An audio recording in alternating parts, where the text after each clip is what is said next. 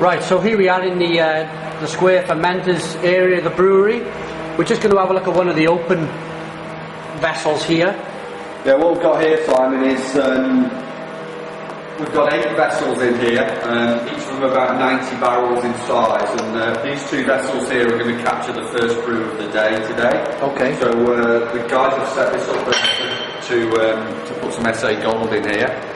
So from the brew house, the wort will be cooled and the yeast added on the way and oxygenated, and then it will be put into the vessels here. So as we fill the vessel, in the SA Gold we're also adding some more hops to get that real fresh hop flavour as well. So you can see the hops in the bags behind us here. Oh wow! Yeah. So they're the pellets. So there's the hop pellets that are going to go into here. There's some Cascade. Fantastic. So have a smell of that. It's got a real citrusy aroma, a real lemony, zesty, citrusy aroma on those. Yeah. And then here we've got some Styrian Goldings. Oh, much more of a traditional, these are a European hop, right? From Slovenia. They've got quite a spicy, citrusy aroma on these. Yeah, slightly different. Quite like orange peely type citrus. I know. Yeah. So you have a smell of that. Yeah. So what beer would you use with this, and what beer would you use with the Cascade? Well, in the SA Gold, we use the combination of the two. The 2 hops can basically complement each other great to produce that wonderful hop aroma. Okay, lovely, great. So those hops are going to go in the fermenter with the beer, and then in about 7 days that brew will be ready, and we'll be able to take that through the rest of the brewery. We'll walk down the rest of the room, Simon. Okay. In here we've got a dark. Great, brain stack. So this is at the end of the fermentation process. This beer in here. See all the condensation on the inside of the door there. Great, wow, look at that. Yeah, so don't put your head too close because there's CO2 on top of that beer there. So this is right at the end. The beer's been cooled, the yeast's been taken off, so that the beer is ready to transfer through the rest of the brewery later on. So you've got basically finished beer there that just needs processing and packaging. So I'm going to put you on the spot here. I wonder if you could give how many pints would be in this one vessel here? Well, there's probably about 90 barrels in this one vessel. Right. So times that by 288. And mental arithmetic gets me to... Couldn't drink it all then. to quite a few pints. Quite a few pints. About 25,000 pints. 25,000 pints. If my mental arithmetic serves me right. Great. Okay. Yeah. I don't think we've got anything else in any of these vessels here. If you haven't tried Brain Stack, if you're watching this video here and you haven't tried Brain Stack, it's really, really worth trying. I had a bit of a stout night myself on Friday. I drank a few different stouts, and I come to the Brain Stack, and out of all of them, it was very silky. I'm not just saying this because Bill's standing in front of me, but it was the most silky. It had a really good mouthfeel to it, and I found the caramel taste was very, very good. It was very, very good. Well, one thing I did notice, I wonder if you could explain this, Bill, is the Brain Stack on cask is 3.5% ABV? Yeah. On the bottle, I poured it out and noticed it was 4.1. Yeah. What's the difference there, Bill? Why is it...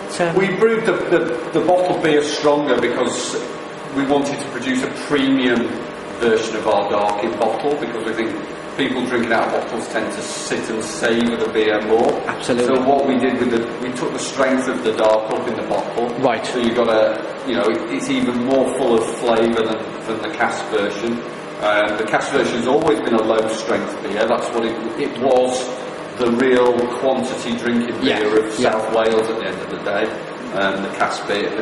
But the bottled beer we wanted to produce slightly stronger, so it was more intense in flavour, and it's one to sit and savour in my book. It's one to sit and have a couple of bottles of an evening with some food or something like that, and really savour it. I totally agree with you. I think I always say I am a craft beer drinker. The reason being, you could buy the most expensive bottle of wine in the world. It costs thousands and thousands of pounds.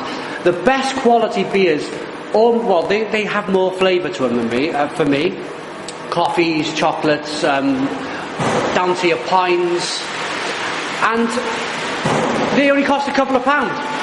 It's getting the word out on the street to break the back of these mass-produced. Yeah, I mean, craft beers, you know, all the beer that, you know, traditional beers that were produced in the UK, they are all unique. They've all got their own special flavours and aromas.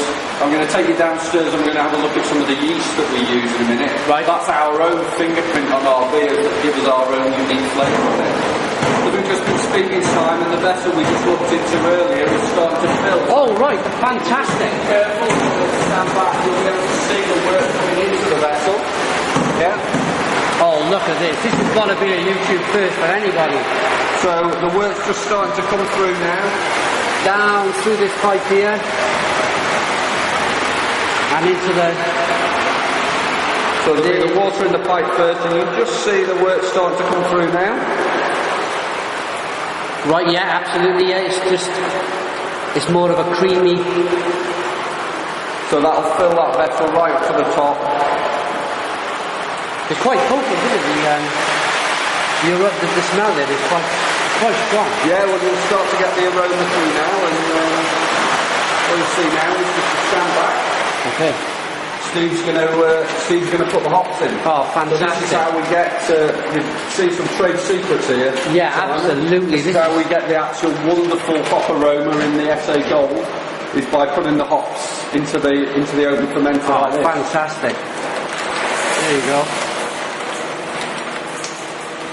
Great stuff. Thank you. Steve. There's an exclusive. That is got to be a YouTube exclusive. Actually, watching beer being brewed like this. So all 3 bags go in, do they, Steve? Yes. And they're all measured downstairs, are they? Yeah. Yeah, they've all been weighed out downstairs, so we know exactly how much. Yeah. You know, exactly how much is going in is important. Great. Fantastic.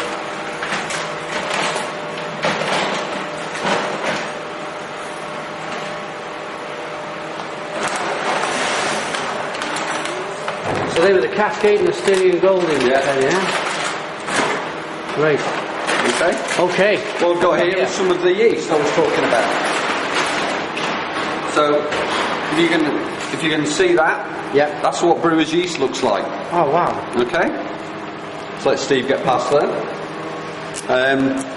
So that's a sample of our brains yeast. So this has been taken off one fermenter and is stored in this slurry form, cold temperature. It keeps it in suspended animation, and then it's added back into the next brew. And when it sees more food, which is the wort, the sugars in the wort, and a nice warm temperature, about 16, 17 degrees centigrade, the yeast begins to work again. We'll generate more cells. We get about 5 times the amount of yeast cells out of a fermenter as we put in. Yeah. And the most important job it's doing is converting those sugars into alcohol for us. So for new viewers out there who are watching who don't know too much about beer, the yeast is actually alive, isn't it? Is it alive? The yeast is live. It's a fungus. Yeah. So yeast is a single cellular fungus. And there's the strains of yeast we use for brewing are just used for brewing. It's very different to bread yeast. You can't make beer with yeast, baker's yeast. Right. So these yeasts have been generated through different breweries. This is our own unique brain yeast. There's only us in the UK that use this yeast. It's ours. Okay. And not only does it produce alcohol, the yeast produces its own flavours in the beer as well. Yeah. So if you want to have a smell like it smells quite beery, yeah? Absolutely, yeah, almost caramelly. It's got beer in there, but the brain yeast produces what we call esters in the beer. Yeah. Quite fruity flavours in the beer. Yes. So if you try a brains bitter, you really get those fruit flavours coming through. Brewer's yeast is also pretty good for you, so you can taste that as well. Oh, right, great. I'll show you first, so you trust me. Yeah. Oh, there we go.